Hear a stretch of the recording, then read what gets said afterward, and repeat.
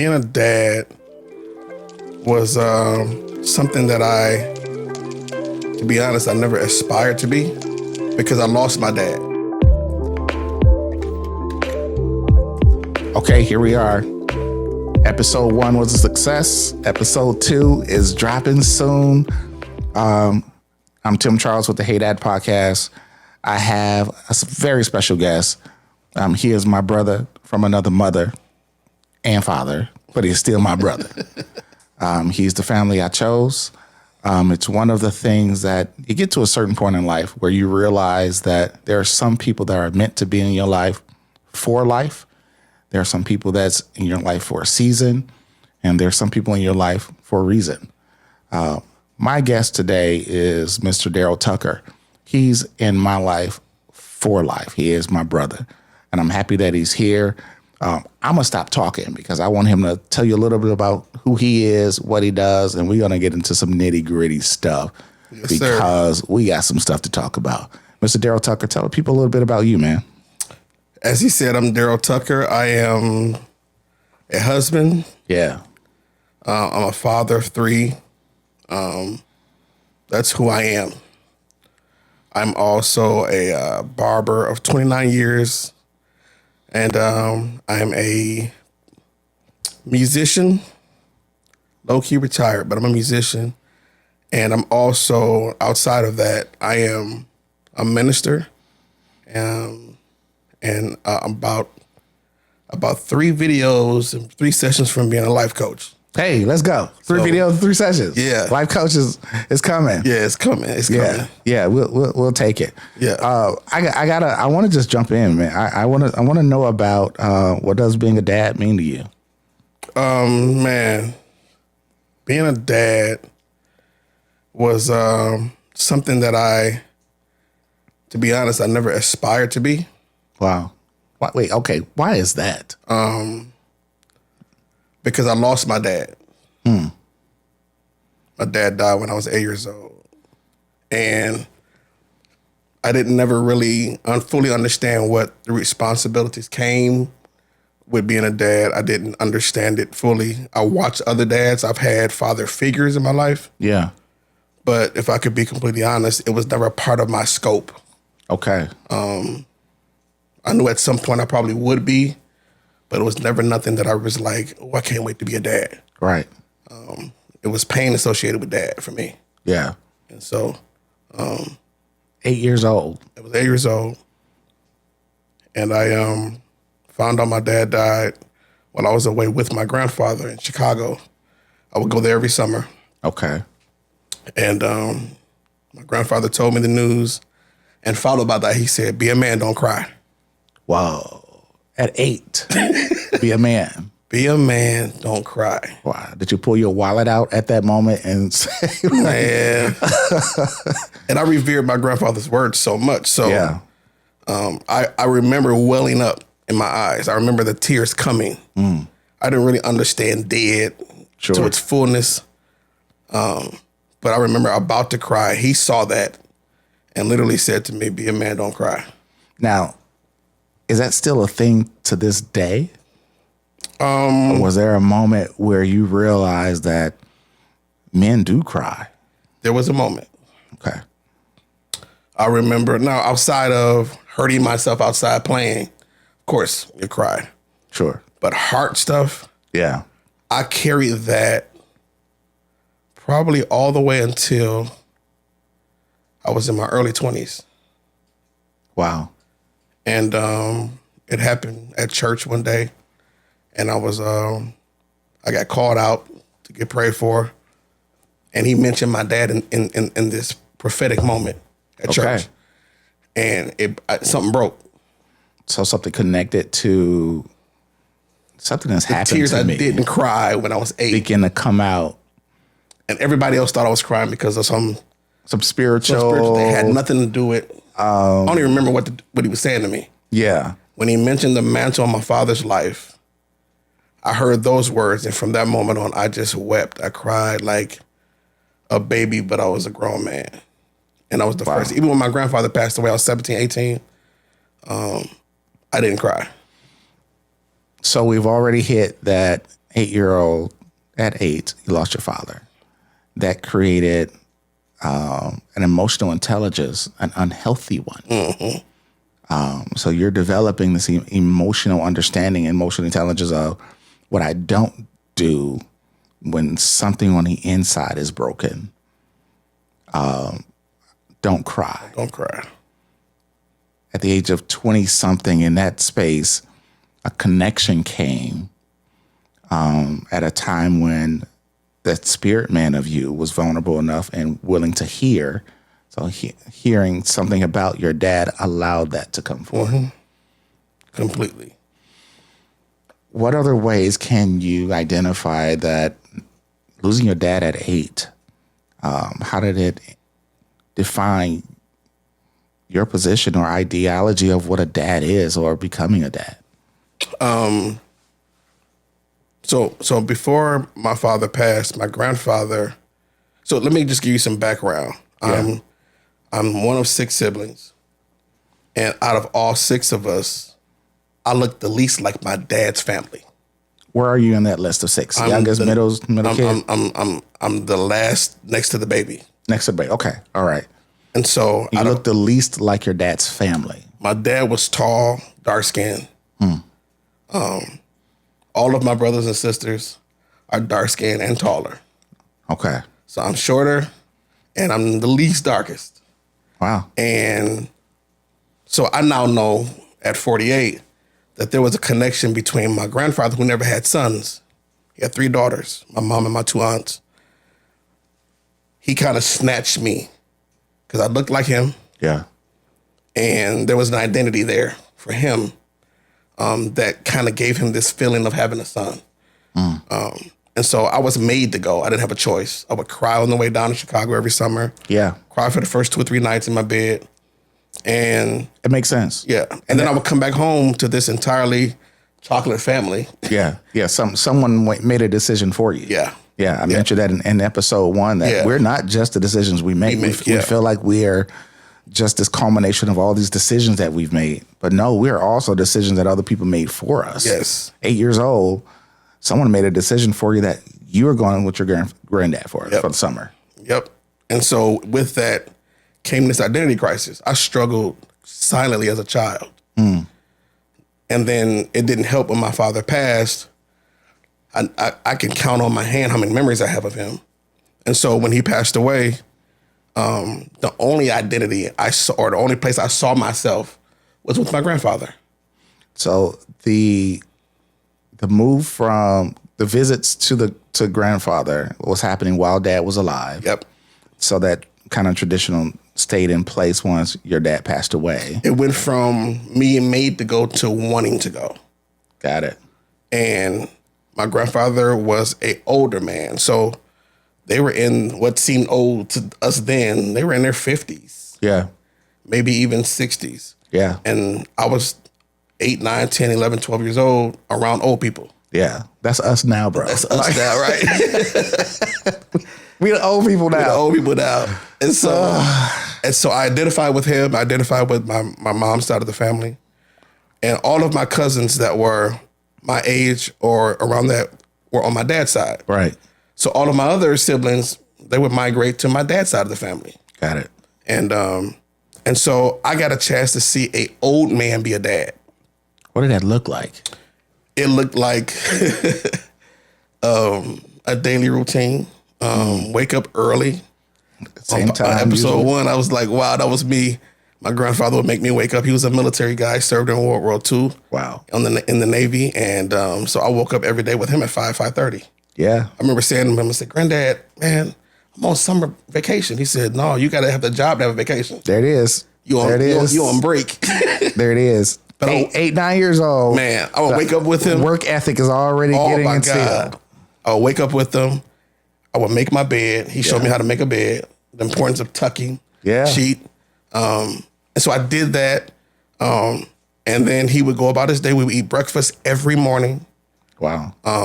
And then he would run errands. We'd take the train, the L train, or he would drive downtown, and we would do all the different things. And so being a dad, his daughters were adults. And And so I correlated daddy and husband Yeah. as one thing. Daddy and husband is one thing. Let me think about that.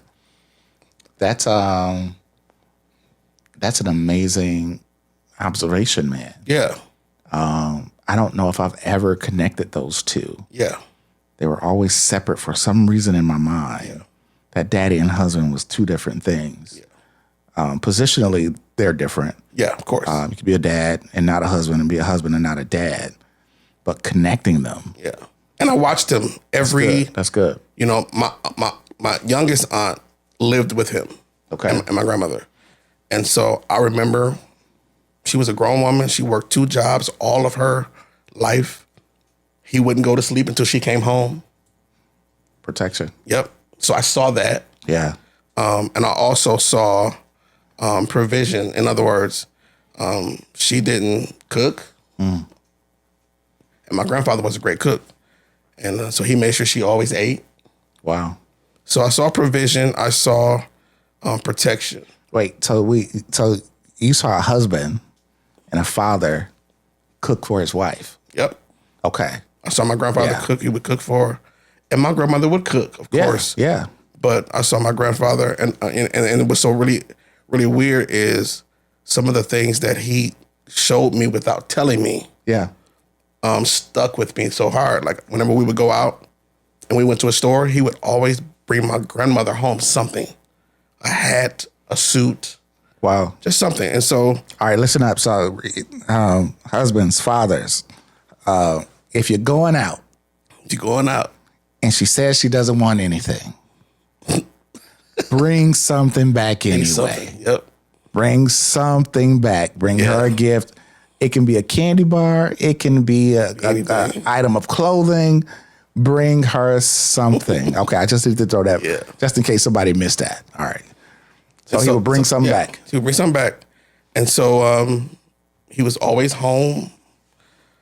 My grandfather never stayed out late. Yeah. And so growing up, watching that and that being my example, till about 12 or 13 when it became uncool to be being with your grandparents. Yeah. And I remember when the decision became mine to go to Chicago or not, it was around the time where I started working a job or summer, so I started working. Okay. And I remember initially getting my first paycheck, and I would always pinch off something from my mom. It was $50, just my way of contributing to the house or whatever. And but a lot of that just came from being around him. Seeing how your grandfather treated your grandmother. Yep. Wow. And I became like, and a lot of my siblings probably don't know to this day that You were your mom's favorite. well, they know that.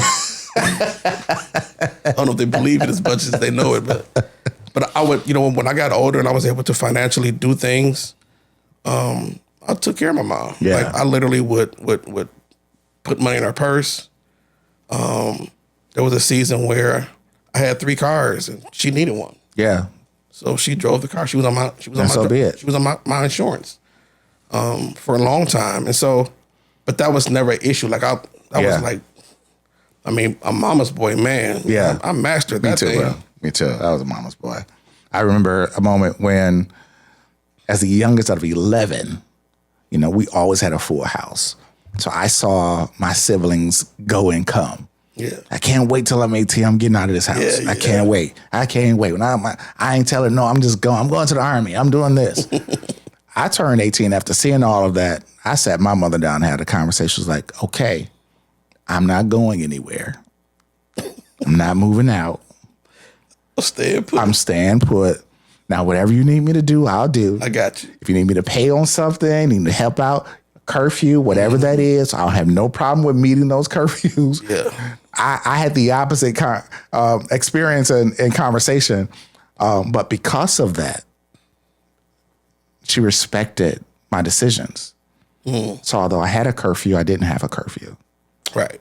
Although I was helping out, I didn't have to help out. I paid one of the bills or something. I didn't have to do that. Yeah. I can just make a call. I'm like, Mom, is it okay? I stay out a little longer with my friends. Not a problem. Mom, is it okay? We out. All the fellas, can we just come by the house? They're going to hang out for the night. come on, everybody can come on in. Yeah. So I kind of had that respect, that mutual respect, because I put her in position, high respect of whatever you say do, I'm going to do. She gave me a lot of leeway because she felt like I was a person that could be trusted in making the right decisions. Yeah. That helped me in the understanding of what accountability looks like. Oh, yeah. Yeah. Yeah, that's huge. Yeah. So this identity of a dad Yeah. primarily came from your grandfather. Primarily came from my grandfather. And you hit some key things. Let me just say something about some of the key things you hit, because they're not naturally what we consider traditional husband stuff. Traditional husband stuff fall into line of take care of all the bills. Yep. You provide. You protect. It's the wife's job to cook. It's the wife's job to handle the household. Yep. But what I'm hearing you say is that this identity that you have discovered and kind of stand on as a foundation of who you are has those lines crossing. Yeah. That it's absolutely okay for you to cook. Yeah. It was Taught y'all to make your bed, cleaning. Yeah. Watching my grandmother iron sheets. Wow. While we were watching Days of Our Lives, she younger than the rest of us, just ironing. Like there was this crazy like conundrum of all of these different roles that were not necessarily gender based. Yeah. Yeah. Being around them. And of course, when I got older, the decision for me to stay home and be a kid, started working a job. And then my brother-in-law, it feels weird calling my brother-in-law, but my oldest sister's husband, I got a chance to see husband 101. Say more. Husband 101. So he took some of the ideas from your granddad that you kind of took in. There were some ideas from my grandfather, but because my father died, he was young, I was young. My brother-in-law was a student or a mentee of my dad. So you say your dad was, how old was your dad? I don't know if you said that. My dad was 44, I believe. Okay. We just celebrated. That's young, man. We just celebrated, he was 43. We just celebrated his 83rd birthday a couple weeks ago. He's been gone 40 years. He died on my mom's birthday, which has been on the 24th of this month. Wow. Really, yeah. Wow. And so my brother-in-law, my older sister's husband, was the mentee of my dad. My oldest brother was not. Yeah. It was my brother-in-law. And so when I started being home more in the summertime, I got a chance to see him treat my sister. And before they even had their son, literally, he was the quintessential idea of what became my idea of a husband. And what does that look like? So at this point, you have to put words to that. Yeah. So my sister, so when he passed away, my sister called me at the gas station and said, I don't know what gas to put in my car. Okay. Because she never did. She never had to put gas in her car. So protection to the utmost. Okay. He was a protector. I'm talking about pistol carrying protector. If something happened, house broke into, he gonna find who did it. Right. So he took protection to the highest. Provider. He worked hard. I mean, if she never had to put gas in the car, man, and had to call you after he has passed away, like, I don't even know how to do this. Yeah. He was. So I saw him work hard. Yeah. And then he started pastoring, which also reminded me of my dad, because my dad died a pastor. Okay. So you're a PK. I'm a PK, church baby, pew baby. And so watching him was I'm getting a chance to know my father. Yeah. And so he was more than just a brother-in-law. He was a brother father. Mm-hmm. He was the person that taught me the importance of life insurance. Vacationing with your family. He told me these words years ago when he was alive. He said, you want to leave your family two things. He said, money and memories. Money and memories. Yeah. And my grandfather never told me about none of that. Right. So I got to see a young man be a husband to my sister. So it was like in HD for me. Yeah. And so I watched them work hard. I watched them serve God. I watched them protect.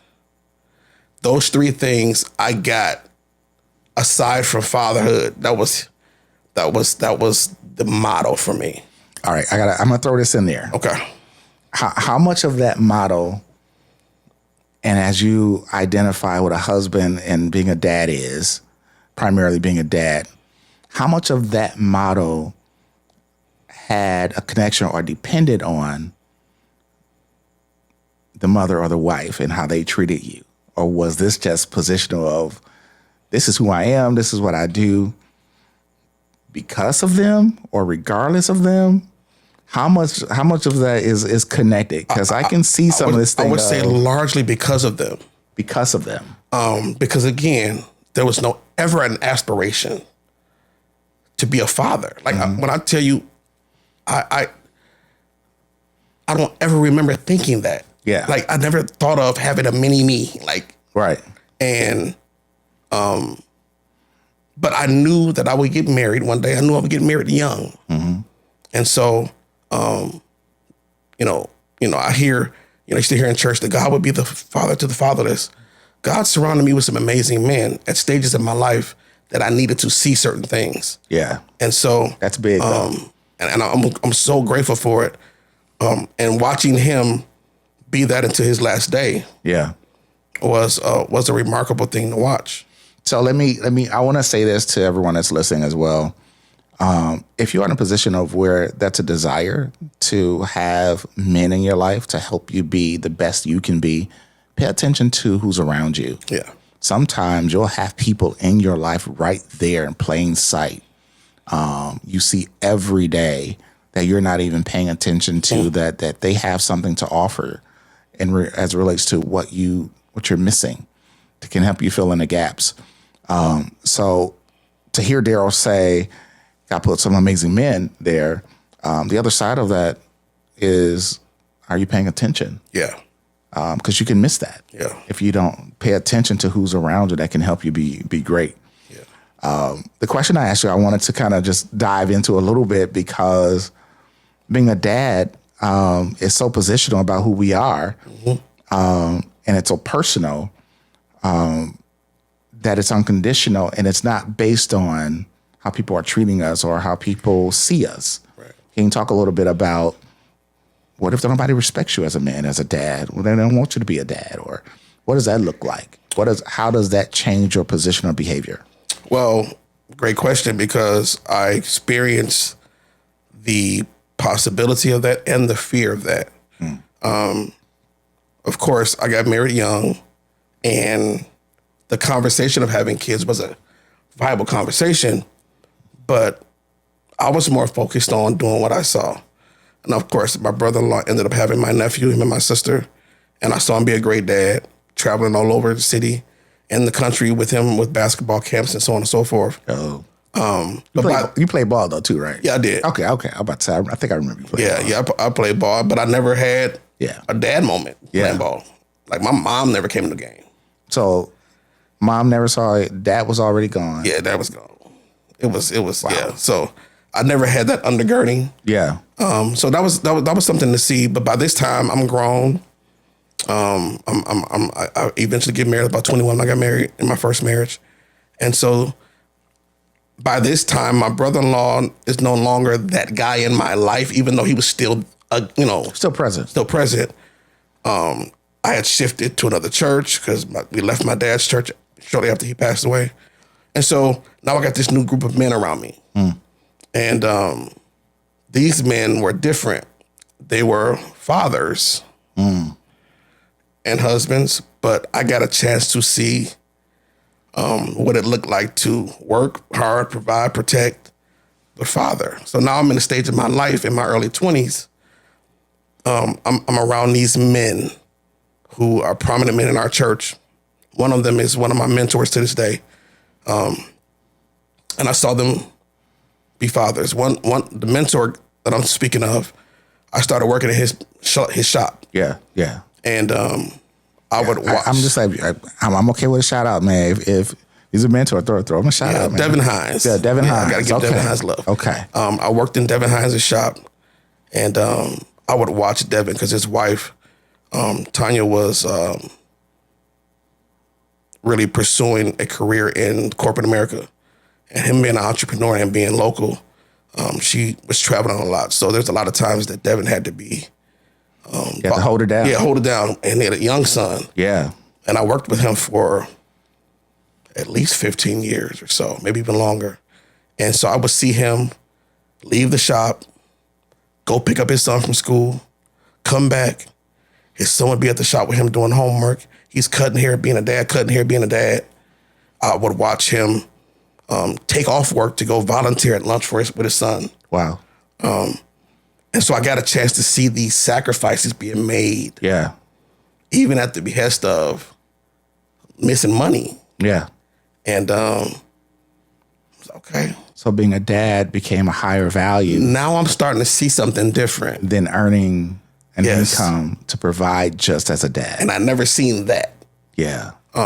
And so seeing that, now in my mid-20s, I have accomplished a little bit. I built the house. I bought my first house at 21, built my first house at 24. Wow. And I've had some traveling. I got some successes under my belt. And still in my first marriage, and I decided, hey, we need to start having this baby conversation. Because now I see. Now you have this idea of what it could be like. What it could be like. Because before, I'm like, my grandfather was an old man, didn't have young children in the house. My brother-in-law, the majority of my witnessing him was more of a husband. Yeah. And by the time he became a dad, I was older. Yeah. And so it's time to pivot a little bit. Now I'm pivoting. And I'm seeing this, again, God shifting me and shifting these people around me that I realize and recognize, okay, they're here for me. Yeah. And so this conversation of having children started happening with my first wife. And she got pregnant, and my first daughter was a stillborn. Wow. Maybe this father thing ain't for me. So was there anything that connected to losing your father, that experience of loss on that level? I mean, father, now child. Yeah. I mean, that those connections go deeper than that, oh, my such and such, my good friend, or those have some personal heartstrings right there, man. That's connected. Yeah. I thought, I think some of what you're hearing today, nobody has ever heard. Wow. I thought, this is not my plight. Maybe fatherhood isn't for me. I'm a master working hard. I'm a master serving in church, because I saw that. And I'm a master protecting as a husband. And I know there's more to it than that, but that was the things that I saw. And so I was like, okay, maybe fathering ain't for me. Losing that child. And that then sent my first marriage into a spiral. And it wasn't until towards the end of my marriage, not trying, my ex-wife got pregnant with my daughter, Zoe.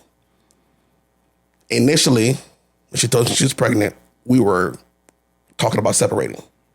Okay. So the relationship was beginning to unravel. Yeah. Because now in my mind, I'm like, the recovery from that loss was brutal. Yeah. Didn't know how to kind of talk through it. And back then, of course, therapy wasn't a thing in our community. So is it a thing now? We talk about that. You know, I think we made some strides there. We made some strides. I mean, I'm definitely for saying it. some things out loud. Yeah. After all of that, of course, and even now, I still see someone regularly. But it was that moment when she got pregnant that the switch came back on. First, I said, she probably will lose this one too. Because you were connecting to the previous experience. Yep. She'll probably lose this one too. And again, I'm still putting myself in this I'm not worthy space, or maybe saying in my deck of cards.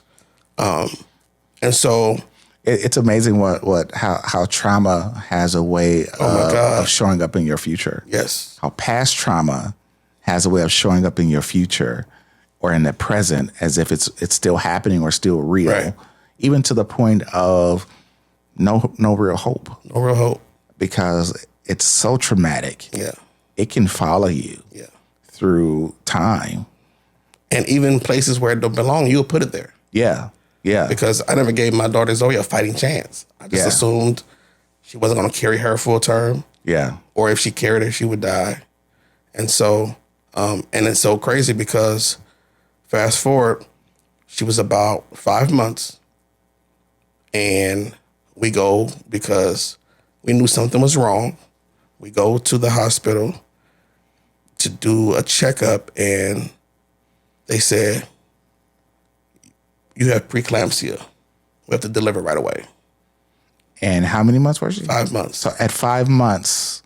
Now, my first daughter made it just under that. Wow.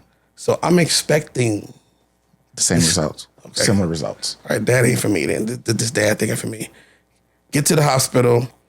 They will, take her in an ambulance, and we get to the hospital. And I remember my mom, who was alive then, of course, she came, and I said, Mom, this is, again, this is my fault, And she's like, no, son, do you know what your daughter's name means? I said, no. She said, Zoe means life.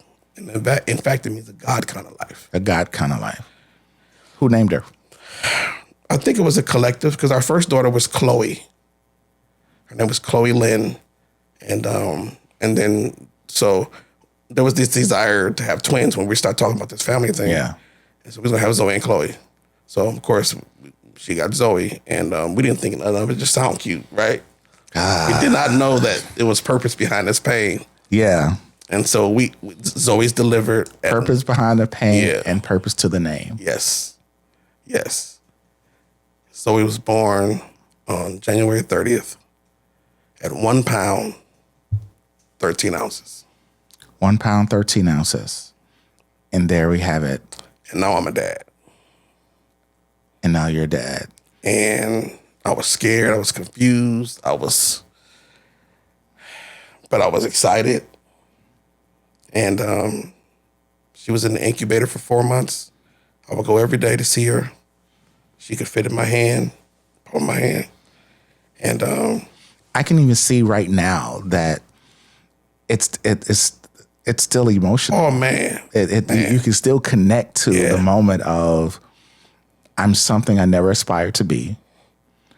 I'm something I've seen other people be, but I've never seen myself. Yep.